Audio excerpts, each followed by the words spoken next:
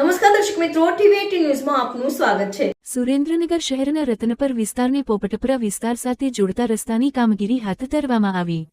ચોમાસામાં ભોગવો નદીમાં પાણી આવતા સમગ્ર રસ્તાનું ધોવાણ થઈ જતા લોકોને ભારે હાલાકીનો સામનો કરવાની નોબત આવતી હતી।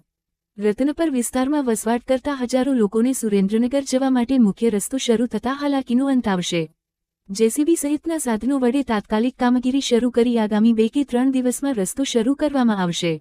દર વર્ષે ચોમાસામાં રસ્તાનું ધોવાણની સમસ્યાના કાયમી ઉકેલ લાવવા આગામી સમયમાં પુલ બનાવવાની પણ દરખાસ્ત કરવામાં રતનપરના અને તેમજ આજુબાજુના વિસ્તારના લોકોને અનેક સમસ્યા હતી, કારણ કે આ રતનપરથી સામે પોપટપુરા તરફ જતો રસ્તો વરસાદના કારણે છે ધોવાઈ ગયો હતો। અનેક લોકોની રજૂઆત હતી। આજે આ રસ્તાનું કામ છે, પુલ છે, શરૂ કરાયું છે। 2 કે 3 દિવસ આ કામ છે ચાલુ રહેશે। 2-3 દિવસમાં રસ્તો છે ક્લિયર થઈ જશે। અમારા વિસ્તારમાં અગાઉ પણ આ રસ્તો છે અમે 4 વખત છે કરાયો હતો। આ 5મી વખત એનું કામ છે શરૂ કરવામાં આવ્યું છે।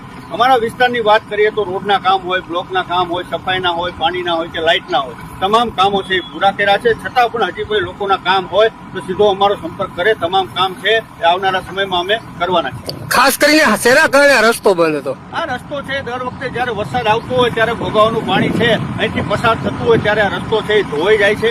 એના કારણે વારંવાર સમસ્યા છે એ સર્જાય છે। અમે એવો પણ પ્રયત્ન કરીશું કે આગામી સમયમાં આ બોડી આખી બની જાય પછી અમે એક દરખાસ્ત છે મૂકવાના છીએ કે અહીંયા એક નાનો એવો અમને પુલ છે એ બનાવવામાં આવે, જેથી કરીને વરસાદ આવે તો પણ લોકોની અવર જવર છે એ ચાલુ રહે। કારણ કે આ એવો રસ્તો છે જ્યાં રોજના હજારો લોકો અહીંથી સીધા જાય છે અને લોકોને આ રસ્તો છે એ આવવામાં તેમજ જવામાં બહુ અનુકૂળ રહે છે। એટલે આગામી સમયમાં આ પણ અમે બધા 4 સભ્યો ભેગા થઈ અને પ્રયત્ન કરીને પુલની છે એ માંગણી પણ કરવાના છે।